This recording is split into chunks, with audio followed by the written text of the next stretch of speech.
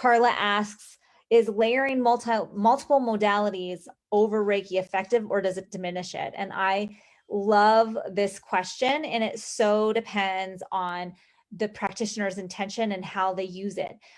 I have seen, and I've seen ads lately for Reiki training where they're mixing modalities, and it's like, well, that's not Reiki. And meaning that they're moving through the hand positions so quickly that they're not even there for 2 seconds. So it's like, what is that? Like, what is that? And so part of it is knowing how you are setting up your space and your sessions and how you're mixing modalities. Are you mixing modalities with Reiki in front and center, or is it secondary, or is it third? And what are you promoting? What are you telling people that this is going to be? So like, for example, I do a 90-minute intensive coaching session, right? Well, the ends are coaching, and in the middle can be Reiki, it can be chakra analysis, it could be EFT, it could be all these different types of modalities, but there's flexibility there. And I could have set it up where I'm doing EFT and Reiki at the same time, and it could be absolutely powerful because the intention there is behind it to work through it and encapsulate the session in the Reiki love and light. So even though I might be tapping on the EFT points, I could have it be coming out of my fingertips to Reiki as I pat those areas, or it could be that the space around me is infused with Reiki love and light. Is it effective? I say yes. It's when we get it so watered down, trying to do too many things at once, that I feel like the Reiki isn't the shining star anymore. Not that it necessarily has to be. There are so many different modalities that are powerful. And so if you're selling Reiki, you want Reiki to be the star. You know, that's how I look at it. So if you're doing Reiki crystal healing sessions and you've given the crystals Reiki, you've done a crystal grid with Reiki, and now you're placing the crystals on the client, and then you give them a Reiki session, that's going to be amazing because it's got all of these different layers to it. That's the Reiki is empowering the session, and they get a full session.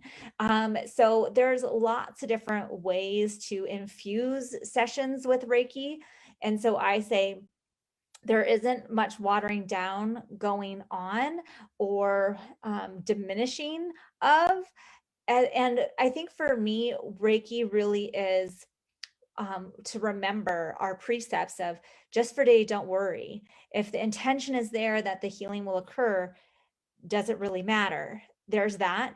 And just for today, do your work honestly, meaning I'm going to be honest with my clients about what I'm selling them. If they're expecting a Reiki session and then all I'm doing is talking to them about chakras and crystals and how they should change their life, well, that's not a Reiki session. That's more of a coaching session.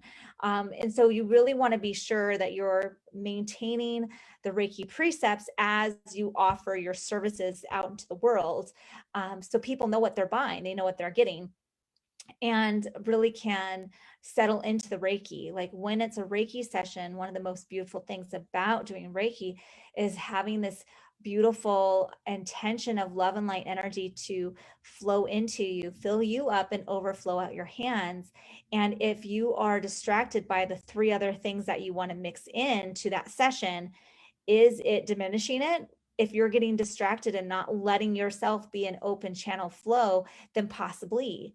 Can you do it in a way that you do, I'm going to do the chakra analysis first, and then I'm going to do a Reiki session, and then I'm going to do some coaching at the end, so that they are space for each modality to shine and encapsulate that in a session? Yes, that's how I would probably recommend it, unless it really is like crystal Reiki where it's infused in that, or adding essential oils to your Reiki session. But when we're literally bringing a few different modalities together on top of each other, Reiki can always support. If it's the supporting role, Reiki does really great as a supporting role. Going to a body talk practitioner, an Acuneck practitioner, or a chiropractor, or a massage therapist, if the Reiki is the supporting role in what they're doing, it's going to be a better session in that space. but Reiki isn't the star. So it really has to do with what you're selling and how you're selling it, and making sure you're clear and going, if it is a Reiki session, giving the Reiki the time and space so that you can really tune into the Reiki that's coming through. Like if you're doing Acuconnect, if you're doing chiropractic care, if you're doing massage, you might be thinking of other things, rather than giving Reiki the space to really come through powerfully. So take that. That wasn't a clear yes or no. It really depends on the practitioner and how you're using it. So with that, lots of love and light to you. Let me know if you have further questions and I will get back to them. Love and light, everyone.